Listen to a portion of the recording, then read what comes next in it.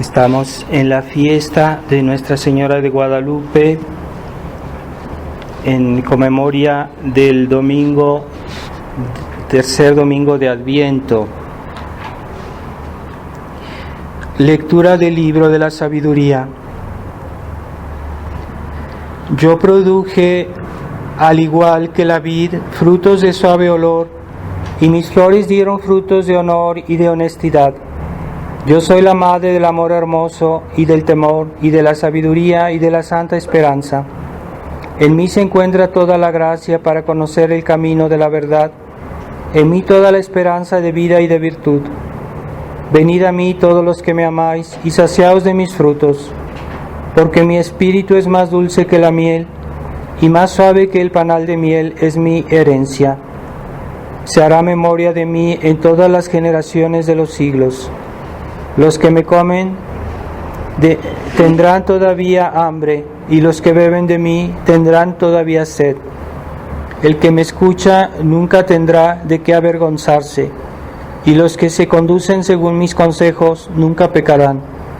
Los que me dan a conocer alcanzarán la vida eterna.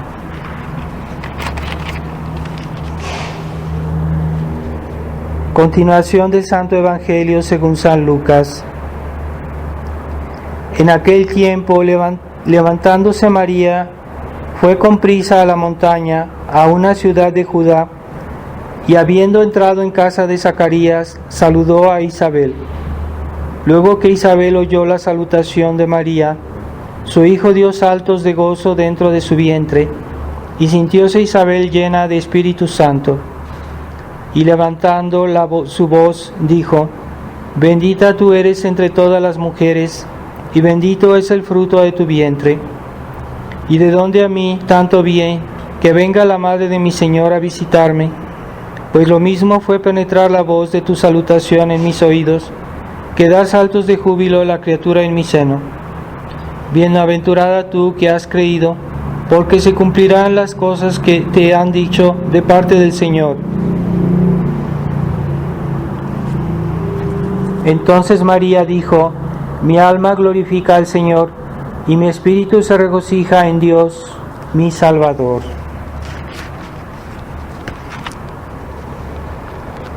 Antes de comenzar el sermón, quería recordarles que a los que vamos a hacer hoy la consagración a Nuestra Señora, todos aquellos que se hayan preparado, según lo que pide San Luis María Griñón de Montfort en su libro, y a los que han seguido pues las indicaciones del libro, cómo preparar durante un mes esta consagración para que esté realmente bien hecha. Y algunos lo espero que hayan seguido las meditaciones del Padre Avidano que yo puse en internet, para que ayudan, esas meditaciones están muy bien hechas y ayudan a hacer esta consagración. Si alguno no ha podido hacer la preparación, la puede hacer la consagración después, en otro momento. Escojan una fecha y después ponen ya 30 días de preparación, de preferencia que sea una fiesta de la Virgen María, pero no forzosamente, puede ser otro día, pero puede ser un día importante, alguna fiesta importante. Y recuerden que una vez consagrados a la Virgen están bajo su protección de una manera especial, porque esta consagración es una consagración muy generosa que hacemos a la Virgen, en la cual le ponemos bajo su tutela todo lo que somos, todo lo que tenemos, y no solo nos damos de una manera como exterior, nos damos de una manera total y nos ponemos bajo que seamos propiedad realmente de la Virgen María, que ella es mediadora con Jesús, y que en realidad finalmente pues nos ponemos bajo la consagración de Jesucristo mismo. Entonces todo lo que damos a María, ella lo da a Jesús. Ella es nuestra mediadora. Y esta consagración, si ustedes la han pensado bien, lo que implica, lo que pues la van a tomar en serio, muy en serio. Y yo aconsejo renovarlas todos los años. Todos los años en la misma fecha se puede renovar para no perder el espíritu de esta consagración. No basta hacerla y después olvidar. No, hay que vivir esa consagración toda nuestra vida.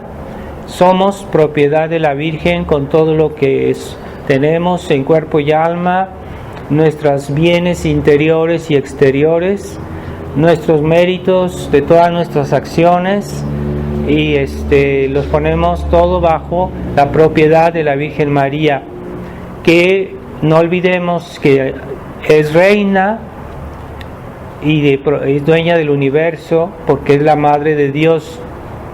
Pero, como decía Santa Teresita del Niño Jesús, ella es más madre que reina, así que no hay que temer, porque ella nos quiere como a sus hijos, y el hecho de que nos consagremos a ella, pues le dará a ella más oportunidad de hacernos bien, de ayudarnos, de bendecirnos. Así que hagamos esta consagración con un espíritu filial, un espíritu de hijos, aunque sí, eso no quita que fundamentalmente somos esclavos, somos su propiedad, somos esclavos de Jesucristo,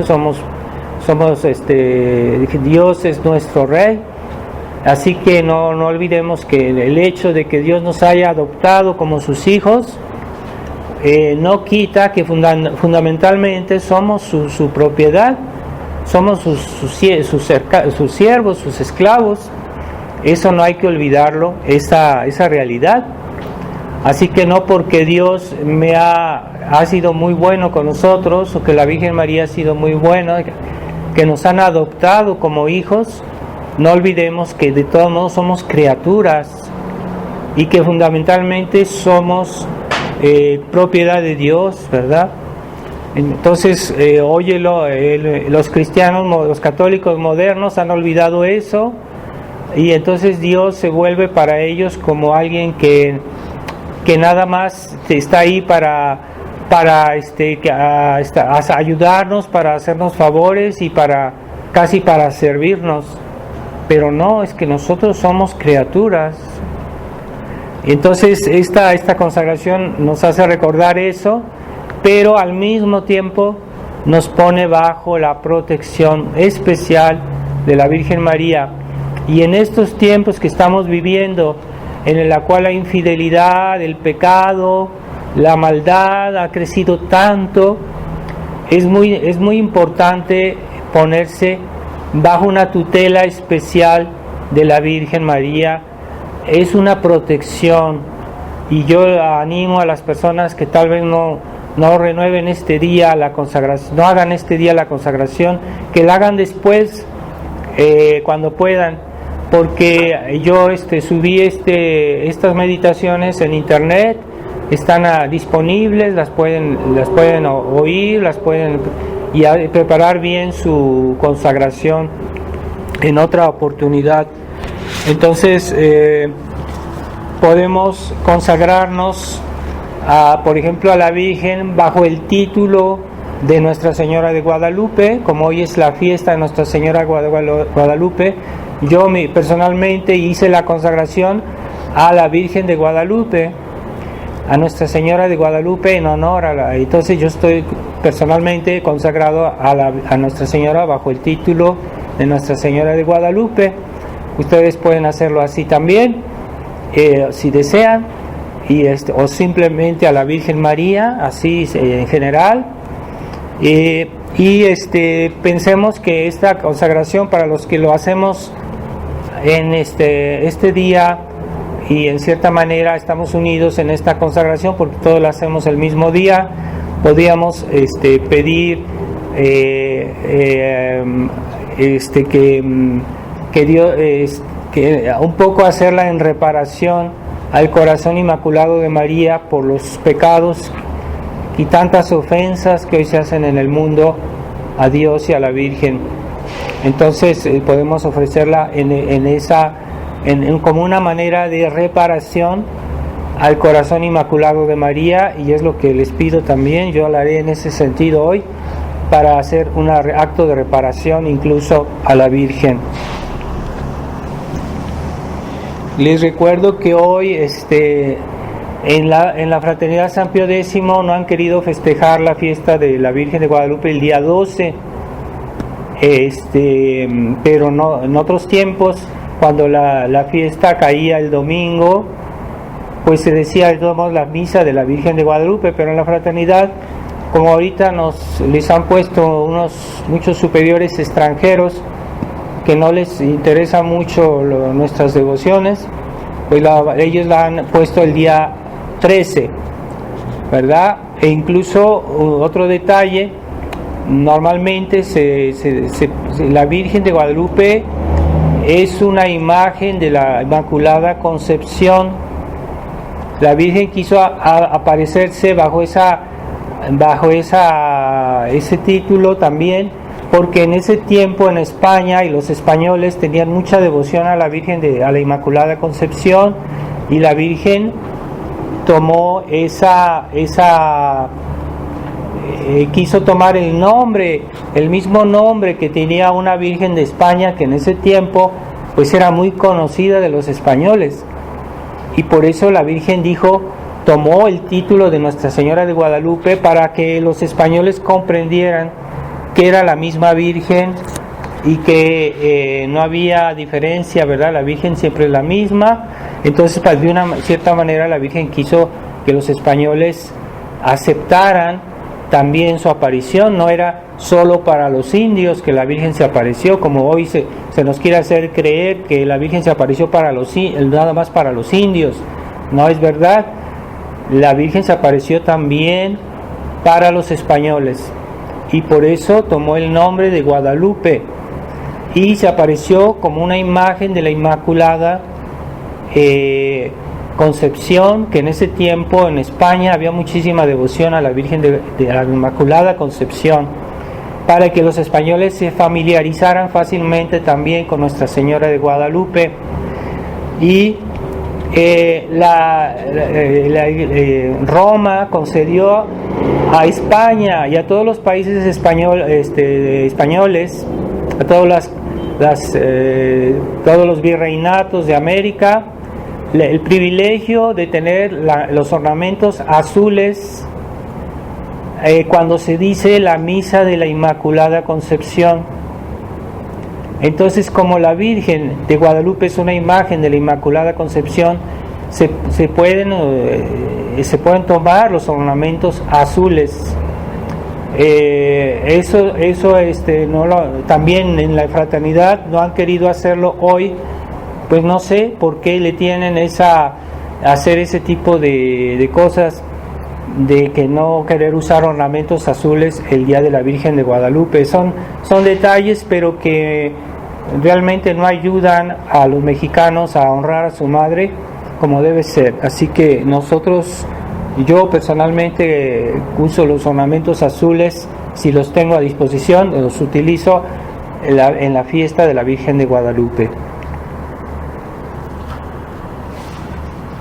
En el nombre del Padre, del Hijo y del Espíritu Santo. Amén. Ave María Purísima. Pecado concebido. Estimados hermanos, estamos hoy aquí cerca de Nuestra Señora, del santuario de la Virgen de Guadalupe, de la Santa Imagen de Nuestra Señora, y es una gracia para nosotros poder decir la misa aquí cerca y honrarla con lo poco que podemos hacer nosotros personalmente, pero en la misa, como la misa tiene un valor infinito, pues esa es la misa que realmente le da un honor a Nuestra Señora y a esta misa que estamos asistiendo. Entonces vamos a pedirle en esta misa a Nuestra Señora que no nos abandone, que no abandone nuestra nación, porque nunca en la historia se había visto una situación tan degradante, tan ofensiva de Dios, como hoy estamos viendo, y como ella vino a traer la fe a estas tierras, ella fue la que desencadenó toda este cristianismo que se instaló en este país y en América.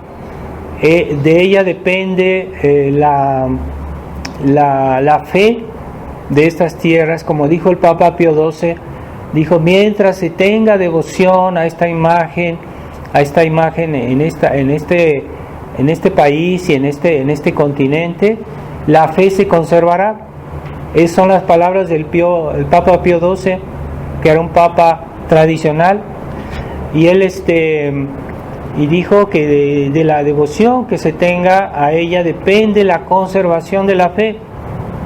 Así que la devoción en México está, claro, siempre sigue presente. Mucha gente, aún si está desorientada, aún si viven mal, se ve que mucha gente no ha perdido la devoción a la Virgen, aunque sea una devoción muy superficial muchas veces, o que esté mezclada con situaciones que ofenden a Dios. Por ejemplo, personas que viven mal o que viven en pecado, pero tienen en su casa, en su hogar, tienen una imagen de la Virgen y siempre la estiman y la veneran a su modo, como ellos pueden, como ellos son capaces, porque ya no rezan o no rezan mucho.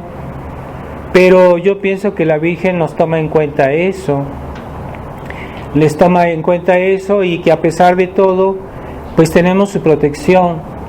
Pero una verdadera devoción a la Virgen María o a un santo no es solo el hecho de decir yo soy devoto, así de pensamiento nada más. Una verdadera devoción consiste no solo en tener una imagen en su casa, sino también en imitar a esa devoción. Por ejemplo, si tenemos la imagen de un santo, pues tratamos, cuando uno tiene verdadera devoción por un santo, no es solo el hecho de tener la imagen.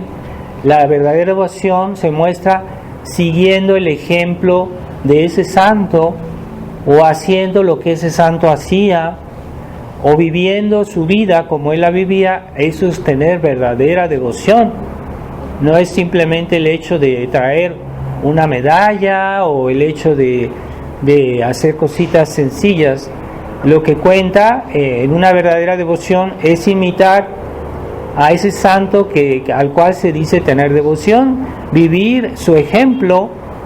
Y así por la Virgen María, pues si queremos decir que tenemos una verdadera devoción a Nuestra Señora de Guadalupe, debemos vivir lo que ella vivió, seguir su ejemplo,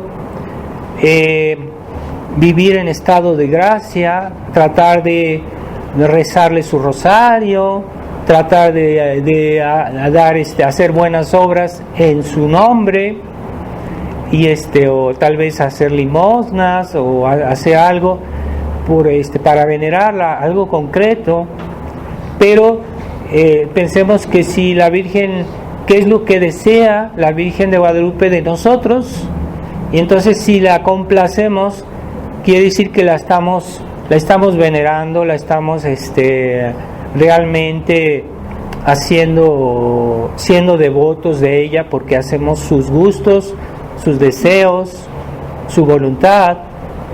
Y eso es lo que se llama tener verdadera devoción. Entonces hay mucha gente que hoy dice: no, es que yo soy devoto de la Virgen, pero en su vida no se nota que sean devotos de la Virgen María. Así que debemos, yo pienso que la Virgen les toma en cuenta esos pequeños gestos que hacen, pero no es suficiente que tengan su imagen o que tengan un rosario ahí colgado en su coche. No es suficiente. Hay que decir el rosario, hay que honrar a Nuestra Señora, hay que hacer su voluntad, y hay que construir nuestro país como ella lo construyó, porque México no existía antes, no existía, pese a lo que digan los indigenistas, estas personas que quieren imponernos una religión masónica. Este presidente que tenemos, que es un masón, que está incluso venerando al demonio y que hace brujería y que es anticristiano, aunque no lo diga claramente, pero sí es anticristiano, que ha hecho aprobar la ley del aborto y que ahorita ya la gente casi ya no habla más de eso, como que ya se acostumbraron y apenas la acaban de promulgar todo eso y la gente ya está como si no pasó nada. Cosas que ofenden a Dios de una manera mayor. Son grandes ofensas a Dios, todo eso. Son cosas mayores, son cosas que atraen las calamidades sobre un pueblo. Pues ya resulta que ya eso ya se hizo, esa ley ya se hizo, ya nadie habla de los que criticaban esa ley, de los que estaban contra. Ya como que ya se acostumbraron a la idea, y no debería ser, ¿verdad? Entonces, cuando vinieron los españoles a México, que Hernán Cortés, con ese deseo de que hacer una nueva nación cristiana, y que trajeron misioneros, trajeron la cultura, la civilización cristiana, porque muchas veces se dice que era la civilización española o europea. No, era la civilización cristiana que trajeron. Y esa civilización cristiana, pues era lo que era, empezaron a poner los fundamentos de una nueva nación. Y pero a pesar de tantos esfuerzos que hicieron los misioneros, y no se convertían los indios, se convertían muy poco, no había muchas conversiones. Entonces se puso difícil este trabajo evangelizador, y que vino que todavía ese resentimiento que había entre de los indios, porque habían sido conquistados, porque habían sufrido una guerra, porque habían sufrido, y los españoles que se sentían diferentes, porque sí eran diferentes. Entonces, cuando la Virgen de Guadalupe se apareció, vino a haber una conversión en masa de los indios, como no se explica uno, porque eran el mismo número de misioneros. No es que trajeron más misioneros, no, era el mismo número de misioneros y las mismas personas que estaban ahí. Pues se comenzó a hacer una gran conversión en masa de los indios. ¿Qué quiere decir? Que fue la Virgen de Guadalupe que hizo ese milagro.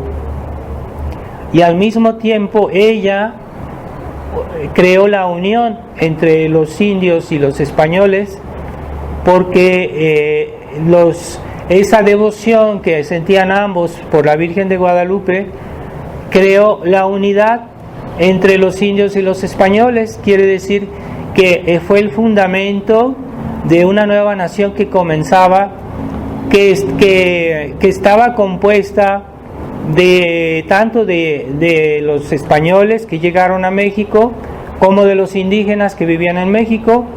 Entonces esos dos pueblos se unieron para hacer una nueva nación, pero bajo la unidad que fomentó, por decirlo así, la Virgen María, la Virgen de Guadalupe, que fue el vínculo primero de la conversión de los indios y después de la unión que hubo entre los españoles y los indios.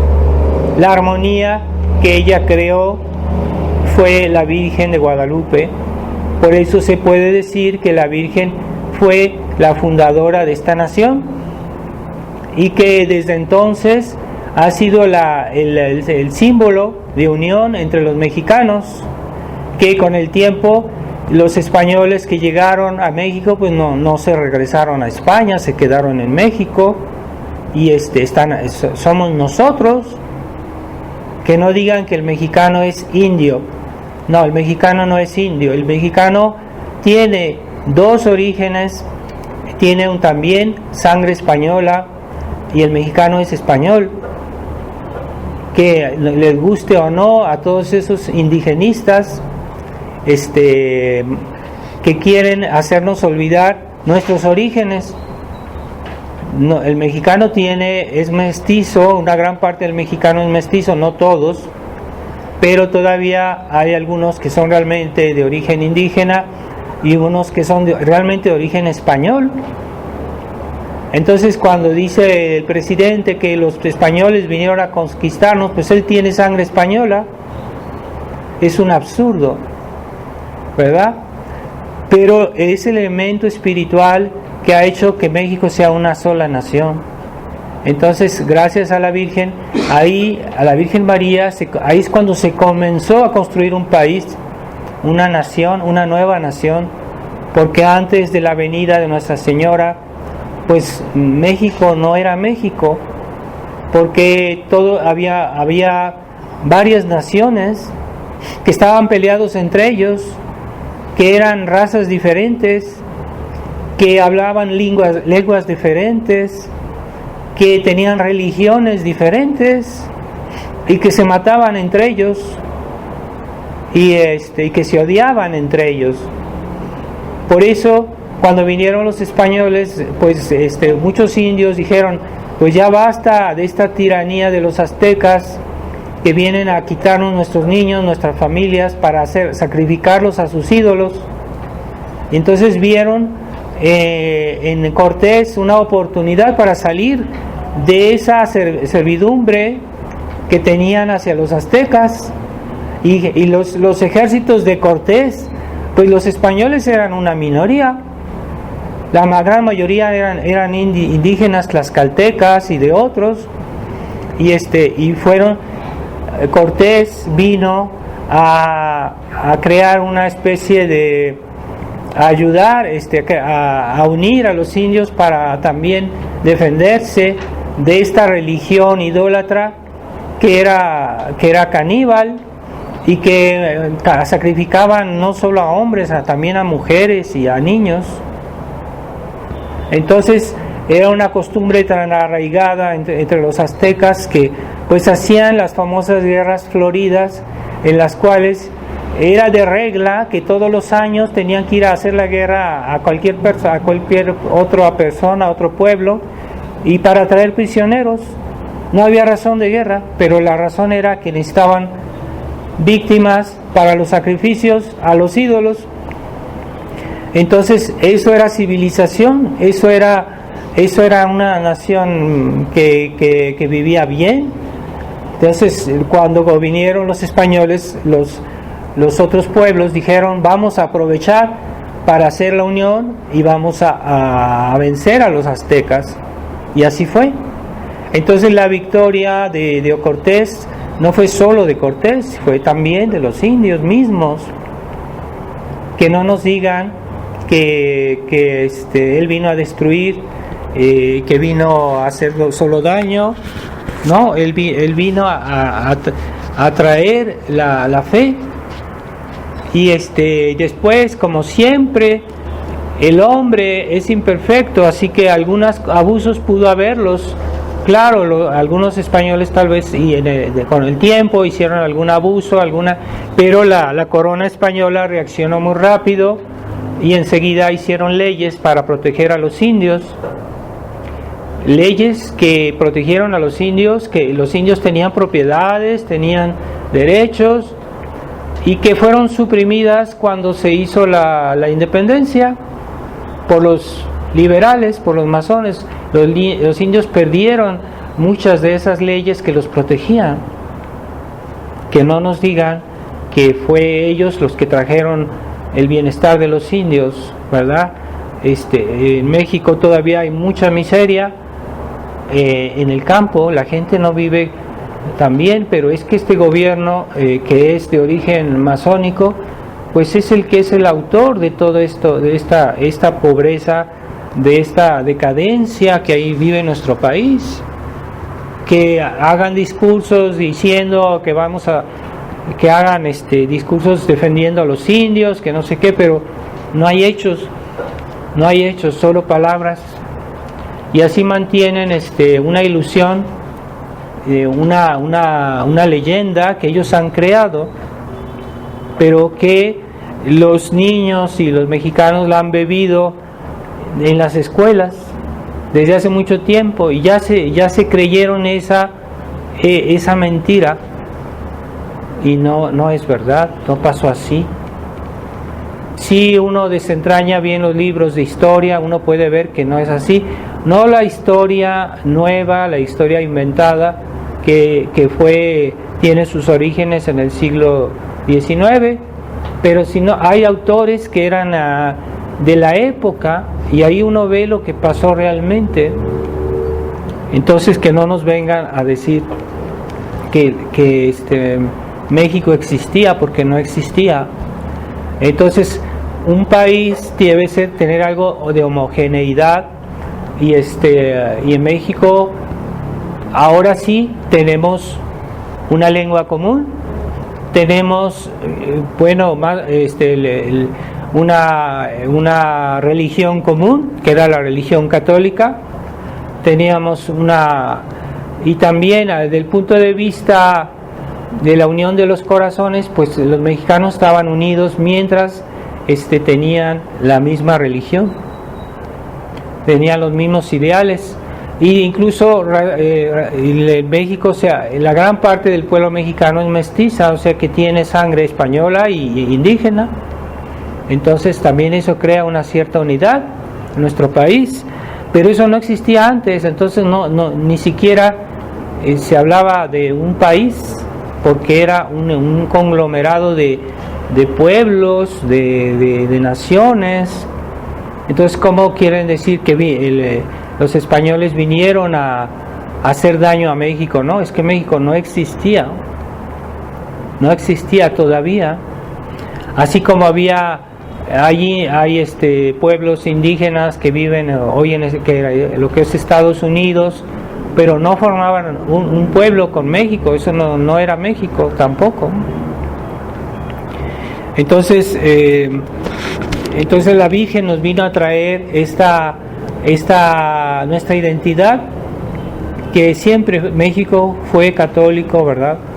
Pero los enemigos de Dios han siempre querido quitar a México su identidad católica, y ahora me han mostrado hace poco un video de cómo entran los soldados dentro de la nueva basílica, y como un acto de autoritarismo, no sé, esos soldados de la Guardia Nacional del presidente Obrador están haciendo una manifestación de fuerza, de poder, diciendo sí, que aquí somos nosotros los que mandamos, y delante de toda la gente que estaba ahí, delante de la Virgen. Entonces ese señor es muy enemigo de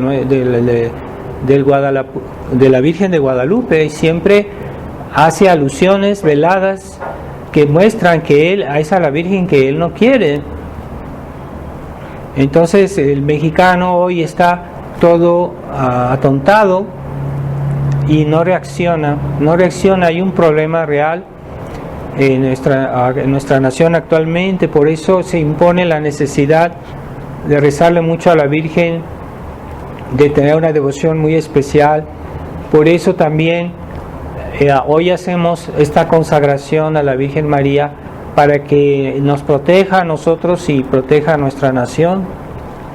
Recordemos las peticiones que hizo la Virgen María en Fátima, y ella nos pidió mucho que dijéramos el rosario, así que digamos el rosario todos los días. Aquellos que tienen tiempo, que tienen la oportunidad, traten de decir los 15 misterios del rosario todos los días. Es muy importante en nuestra época, y la fe se pierde, la gente la fe se desvirtúa, y ese es el principal peligro, porque los enemigos han comprendido que cuando tocaban la fe de frente había reacciones, y eso pasó cuando la cristiada, que querían suprimir la fe directamente por la fuerza, y entonces el pueblo reaccionó. Pero los enemigos de Dios han comprendido que es mejor destruir la fe, no con un ataque directo, sino desvirtuando la fe, haciendo que esta fe se degrade, se pierda de una manera más astuta. Y por eso se les daba la educación que se ha impartido en las escuelas después de la cristiada, pues es una educación que es para descristianizar al pueblo. Y poco a poco el mexicano ha adquirido esa mentalidad liberal, esa mentalidad naturalista, esa mentalidad incluso atea. Muchos se alejan de Dios completamente, hasta el comunismo se ha ido cada vez dibujando más claramente en nuestra sociedad. Entonces es necesario que nosotros reaccionemos de una manera mucho más inteligente, porque hay personas que creen que defender nuestra religión es simplemente portarse bien y rezar y ya, pero no, nosotros debemos tener alguna actividad que fomente la difusión de nuestra religión en nuestro país, y defender primero los valores esenciales de nuestra religión, pero no los valores deformados de nuestra religión, que es la nueva religión del Concilio Vaticano II. Ha venido a debilitar la fe del pueblo, y entonces hoy los católicos, entre comillas, aceptan ceremonias o ritos que ofenden a Dios, y ellos creen que así está bien y que están honrando a Dios de esa manera, pero no, todo eso está debilitando nuestra fe, está debilitando nuestra religión, y está por lo mismo debilitando nuestra nación. Entonces la nueva misa, que está hecha con un espíritu protestante, está debilitando la fe del pueblo, la está transformando, y esa es la astucia del demonio de nuestra época, de querer cambiar la fe, dándole otro sentido. Dicen, no, es que tú somos católicos, seguimos siendo católicos y seguimos teniendo la misma fe, pero le están dando otro sentido a la fe, que a poco ya no es la misma, es otra cosa, y la gente no lo ve. Esa es la gran astucia del demonio, y han ido ellos de una manera gradual, con mucha astucia, han ido cambiando las cosas de nuestra religión, y al punto que ahorita ya la religión como era antes, la religión católica como era antes, y la religión que se dice católica hoy, pues ya no se parecen, son diferentes. Entonces se nos está quitando la fe y se nos está imponiendo una religión nueva, cada vez más, y la gente ya no lo percibe, porque lo han hecho lentamente. Y ahorita los católicos ya son tan ignorantes de su religión que ya no saben hacer la diferencia. Se necesita una gracia especial de Dios para que uno entienda cuál es la diferencia entre la nueva religión y la antigua religión. La verdadera religión, que no es antigua porque, bueno, es una manera de hablar, pero es la siempre nueva, siempre actual, la obra de Cristo como Él la hizo. Y eso es realmente nuestra identidad, ¿verdad? Entonces, cuando nuestro Señor fue apresado por los judíos y que los apóstoles huyeron, Santo Tomás dice que no perdieron completamente la fe, pero que estaban con una fe como muy degradada, muy al límite, si ustedes quieren, de perderla, pero estaban, no tenían la plena convicción como debería ser. Entonces parece que los padres de la iglesia decían que en ese momento la fe de la iglesia, la integridad, la plenitud de la fe de la iglesia se fue a refugiar en el corazón de la Virgen María, que fue la única que conservó la fe plenamente en su totalidad y que no dudó, que no pecó, ¿verdad? Como los apóstoles, porque Jesucristo después de su resurrección les reprochó su falta de fe y dijo que no habían creído como debería ser. Y yo pienso que ese episodio de la vida de nuestro Señor se está repitiendo hoy, porque muchos católicos están con una fe disminuida, como una fe debilitada, como una fe que ya no saben en qué es lo que creen o cómo creen. Entonces a lo mejor tienen algo de fe, pero es una fe que está parcial. Pero como la iglesia no puede ser destruida, siempre habrá algunas personas, por lo menos, que conserven la plenitud de la fe y que crean en todas las verdades de la fe sin disminución.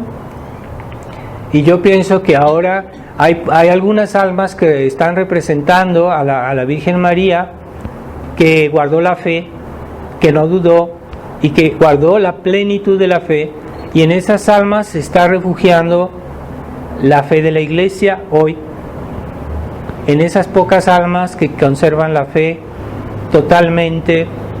No es una cuestión de un sentimiento de fe o decir que yo creo mucho, no es una cuestión de yo creo mucho.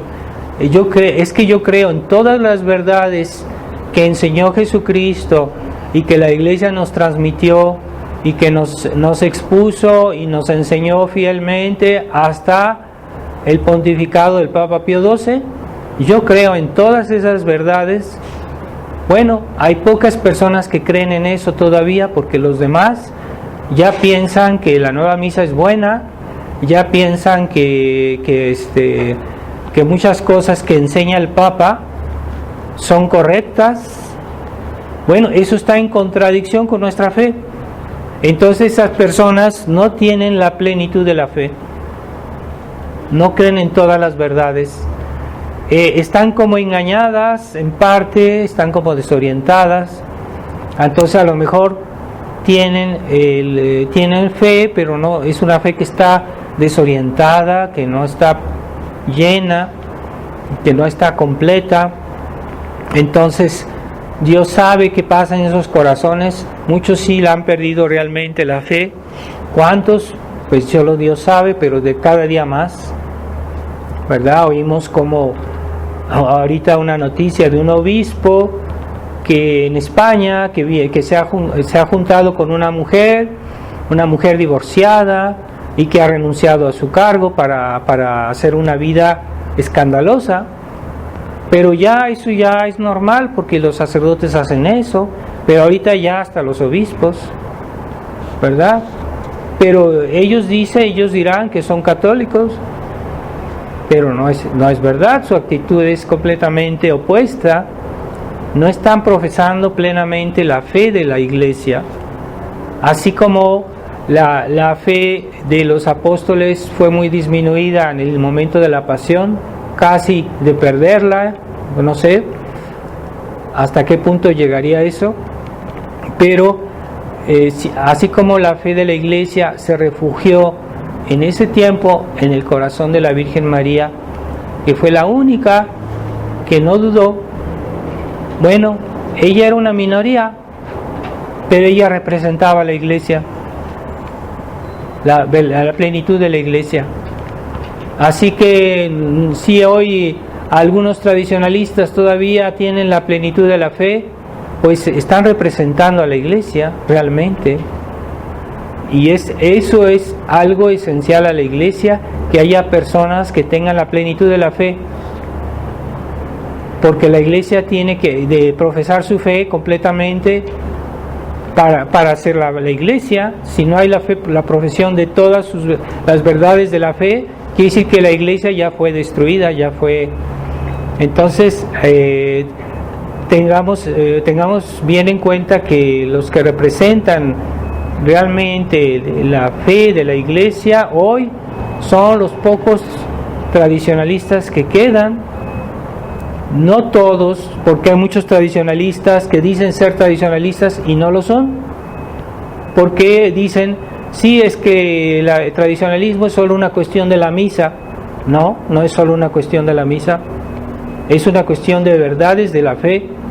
Así que esos tradicionalistas, entre comillas, que aceptan el concilio, que aceptan las nuevas reformas, no son tradicionalistas, porque son ya conciliares, porque son ya modernistas, que aceptan las reformas modernistas del Concilio Vaticano II y que se basan en los documentos oficiales del concilio. Y Monseñor Lefebvre decía, ese concilio está todo viciado, aunque algunos puntos digan cosas que estrictamente hablando pues parece ser que son verdades católicas, pero el concilio debe ser juzgado en su conjunto y en el espíritu que está mezclado a esas enseñanzas, y ese espíritu es conciliar, es un espíritu modernista, y ese espíritu hace que ese no se puede separar de esos textos que, aunque de los papas conciliares que dijeron cosas aparentemente bien en algún momento, pero que estaba todo en un espíritu conciliar. O sea que eso, aunque sea estrictamente verdad lo que dice, se debe interpretar según el espíritu conciliar. ¿Qué quiere decir? Pues que no es exactamente la misma verdad, no es exactamente la misma interpretación de esas cosas o de esas verdades, porque ellos ya lo ven de otra manera. Incluso para ellos todo cambia, todo está en evolución.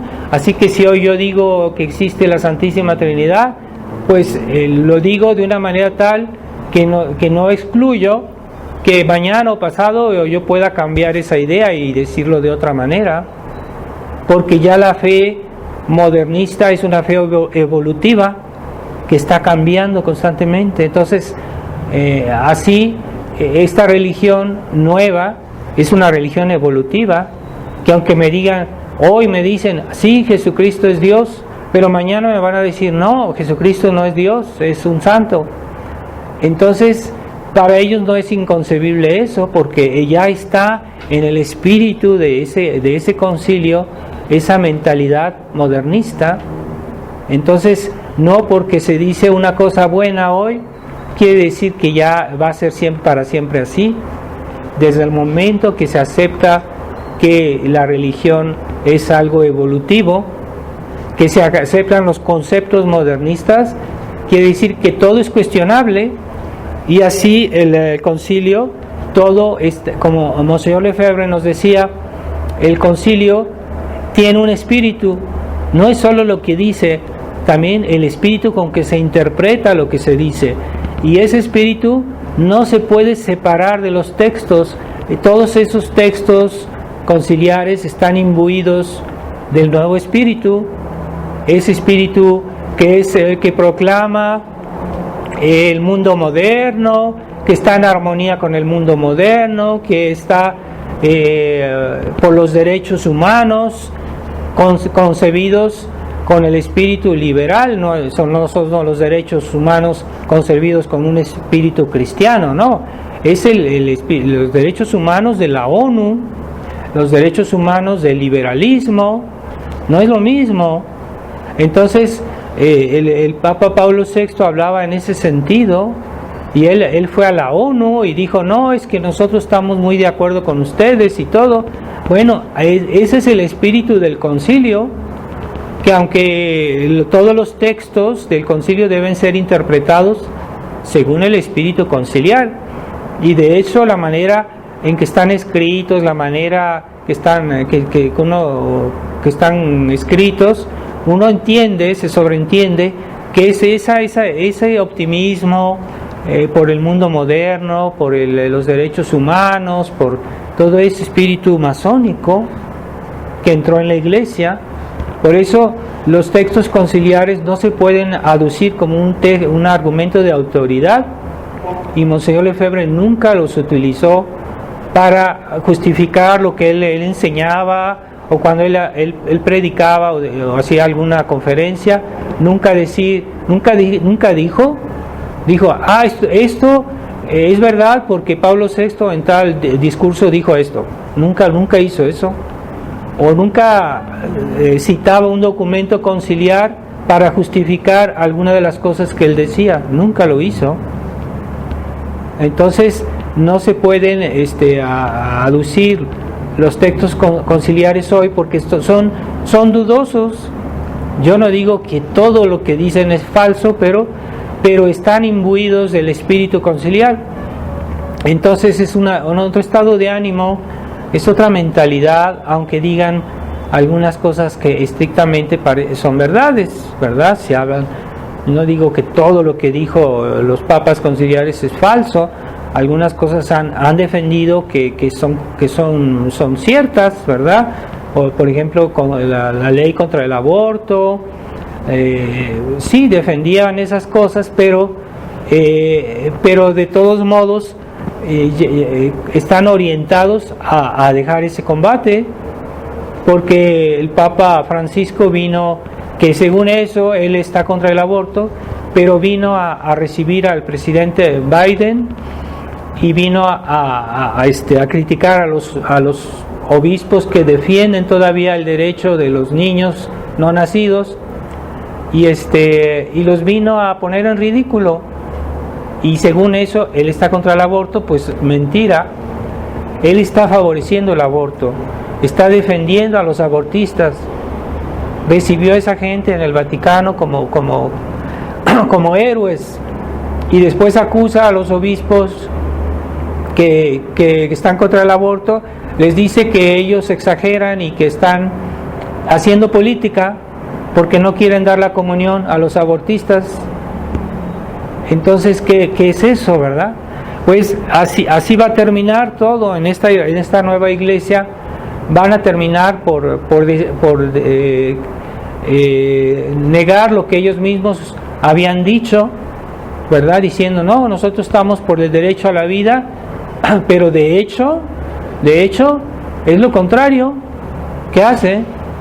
Así que el Papa, para contentar a unos, dice, no, es que yo estoy contra el aborto, y para contentar a otros él defiende a los abortistas y los trata como gente, como buenos católicos. Es el término que utilizó cuando recibió a Biden.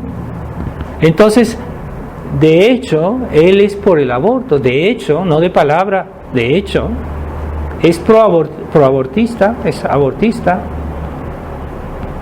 Y entonces es muy fácil así, porque los católicos que no tienen un sentido de lógica, de reflexión, entonces dicen, no, es que yo pienso que el Papa está contra el aborto, y escogen. Pero no, de hecho no está contra el aborto. Y aquí en México, ¿qué hizo el episcopado con esta nueva ley del aborto? ¿Qué hicieron? Nada. Un obispo o dos hablaron algo, pero no es suficiente. No dijeron a los fieles, no voten, o sea, que hagan algo los feligreses. Y cuando ya en el tiempo el cardenal que estaba antes aquí en México, Norberto Rivera, en ese momento ya habían pasado la ley del aborto en la Ciudad de México, nada más en la Ciudad de México, y a un grupo de católicos modernos, sí, de católicos de la Iglesia oficial, fueron a ver al cardenal y le dijeron, le proponemos hacer algo, vamos a hacer una campaña, vamos a hacer algo contra esta ley. Y el cardenal les prohibió, terminantemente quisieran algo. Ahí está. Pero después en público, él dice, no, nosotros no estamos con el aborto. Así que es el doble juego, que es una táctica masónica de ese doble juego, y así tienen engañada a la gente sencilla. Dicen, no, es que el Papa, el cardenal están contra el aborto, pero cuando se va a hacer algo concreto, entonces lo sabotean. Ahí está, en los hechos. Por sus frutos los conoceréis, es lo que dijo Jesucristo, ¿no? Esa es la realidad. Por sus frutos, no por las palabras, por sus frutos. Ahí está. Entonces, esos hombres que están saboteando la iglesia, pero pues en una situación muy mala estamos hoy, ¿verdad? Porque así como Jesucristo, el Sanedrín, que representaba el Antiguo Testamento, pues estaban saboteando el Antiguo Testamento, ellos también. Ellos eran los fariseos del Antiguo Testamento, los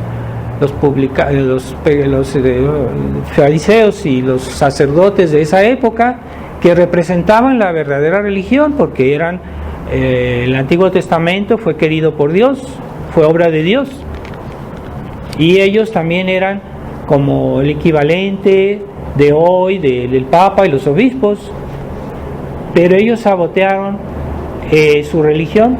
Bueno, es la misma religión, pero en ese tiempo tenía otras leyes, pero es la misma religión. El Antiguo Testamento y el Nuevo Testamento es la misma religión. La religión católica y la sinagoga del Antiguo Testamento es la misma religión. Pero ellos sabotearon y la volvieron otra religión, porque ya no se respetan ni siquiera, los judíos de hoy no respetan ni siquiera las leyes del Antiguo Testamento. Entonces es otra religión. Dejaron de ser la verdadera religión cuando negaron a Jesucristo. Así que hoy los fariseos del Nuevo Testamento están haciendo algo parecido y están cambiando la religión, están negando a Jesucristo, están crucificando la iglesia. Entonces nosotros debemos permanecer como la Virgen María al lado de la cruz, al lado de Jesucristo, y no dudar, y no hacer pactos, no hacer acuerdos, porque Judas hizo un pacto con los enemigos. Eso es el pecado de Judas, el típico pecado de Judas, hacer pactos con los enemigos, y ahora los enemigos están ocupando la iglesia, ¿verdad? Y Judas hizo un pacto con el gran pontífice de la época, pero ese señor había negado su misión, porque la sinagoga fue hecha por Dios para recibir el Mesías, pero ellos lo negaron, incluso lo crucificaron. Estaban yendo realmente contra el fin de la sinagoga. Todos los profetas, todo estaba orientado a la venida del Mesías, todo, hasta los ritos, los sacrificios de los animales del Antiguo Testamento, todo eso simbolizaba al Mesías, la venida del Mesías. Pero hubo ese pecado de las élites de esa época que persiguieron a nuestro Señor y que desviaron al pueblo judío, y hasta la fecha no se han recuperado de eso. Así que nosotros debemos tener claro que no debemos abandonar nuestra fe, no solo esa fe entusiasta de aquellos que rezan con mucho fervor, es que la fe es algo orientado, es algo intelectual. Nuestra fe debe estar orientada por las verdades que siempre enseñó la iglesia. Y si nos apartamos de esas verdades, aun si yo tengo una fe muy, muy entusiasta, muy fervorosa, como dicen hoy, no es verdadera fe. Se trata de guardar la verdadera fe si guardamos los mismos conceptos, las mismas verdades que Dios nos enseñó, ahí está la verdadera fe. Es lo que hizo la Virgen María cuando ella vio que su hijo fue crucificado. No dudó, pero sufrió, sí sufrió. Y entonces nosotros sufrimos de ver lo que está pasando, pero cuidado, no debemos dudar, no debemos desanimarnos, y no debemos comenzar a decir, a lo mejor me equivoqué, a lo mejor yo estaba mal, porque pues ahorita la mayoría piensa, y nos vamos a poner a gritar con la multitud, crucifícalo, crucifícalo. Es lo que va a pasar. Aquellos que dudan, aquellos que comienzan a hacer acuerdos con Roma, con la Roma modernista, pues ya están dudando, ya no hacen lo que deberían hacer. Y eso fue lo que hicieron los apóstoles en ese momento de la pasión, que dudaron, y que fue un pecado, sí, fue un pecado, sí. Y yo no sé si algunos dicen que perdieron realmente la fe, no lo sé, pero si no la perdieron, por lo menos estaban a la orilla del precipicio. Pero la iglesia, como no puede ser destruida, no será destruida, por lo menos siempre habrá algunos que la representen plenamente, o los pastores que enseñen todas las verdades y todas las contraverdades, es decir, todo lo que está contra esas verdades que nosotros creemos, el denunciar el error contrario, como hizo siempre la iglesia en toda la historia. La iglesia no se limitó a enseñar la verdad, también su misión es de decir cuál es el error contrario y denunciar los errores, porque no basta que muchos sacerdotes que dicen, no, pues nada más hablan de que hay que ser buenos, de que hay que respetar los mandamientos y nada más, pero no denuncian los errores contrarios, pues no están cumpliendo su misión. Y eso es pecado grave para un hombre público, que es un sacerdote, un obispo. Puede ser pecado grave el hecho de callarse sobre ciertas cosas que están destruyendo la fe de los fieles. Así que tengamos ese cuidado. Y bueno, la obra de Nuestra Señora de Guadalupe fue que en estas tierras se sembrara la fe, que la fe creciera, aumentara, hasta que no vino esta persecución que viene de la Revolución Francesa, inspirada por las logias, pero que parece hoy triunfante, y que de todos modos va a ser vencida cuando Dios lo decida. Entonces nosotros debemos ya saber de qué lado estamos. ¿Estamos con Dios o estamos contra Dios? ¿Estamos con la Virgen o no? ¿O estamos con la iglesia o con la iglesia modernista? Tomemos una decisión, pero no basta decir en general, es que yo soy católico. No, hoy no basta decir en general, yo soy católico. Hay que abrazar todas las verdades que la iglesia siempre creyó y que son necesarias para salvarse. Si yo niego una sola de esas verdades con plena conciencia, yo tengo ya mi pasaporte para el infierno, seguro. Entonces hay personas que niegan algunas verdades más por ignorancia que por maldad. Dios tal vez les tenga paciencia, yo no sé cómo pasará, pero hay que saber que nuestra fe no podemos tomar y dejar. No es así, nuestra religión no es así. Entonces nosotros tenemos caridad con todos, pero no en ese punto no podemos darle la razón al que está errado, aunque se moleste, aunque no le guste, pero no le voy a decir, bueno, tú estás bien así, sigue así. No, yo no puedo decir eso, ¿verdad?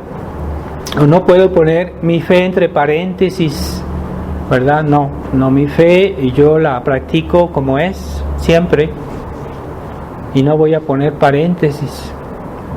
Bueno, entonces pidamos en esta Santa Misa la ofrezco por México, por la necesidad, a la Virgen de Guadalupe, por las necesidades de nuestro país. Les pido que pidan también por esta intención, y pidamos mucho por la juventud, por la niñez, porque es el futuro. Si la juventud de hoy realmente se vuelve pagana, entonces ya no hay esperanza para el futuro, ya no se podrá reconstruir nada. Entonces hay que pedir mucho por los niños, por la juventud, para que Dios los proteja y que no pierdan la fe, que Dios tenga una providencia especial con ellos, y eso se lo pedimos a Nuestra Señora de Guadalupe, por los niños, por la juventud y por todos los mexicanos y por toda la América, porque el Papa Pío XII dijo, si se deja de venerar, mientras se tenga devoción a la Virgen de Guadalupe, la fe se conservará, no dijo solo en México, dijo en México y en América. Quiere decir que ella realmente es la que vino a implantar la fe en este continente, y ella lo conservará a condición que tengamos la verdadera devoción a la Virgen de Guadalupe. Ave María Purísima, Sin pecado concebido. en nombre del Padre, del Hijo y del Espíritu Santo. Amén.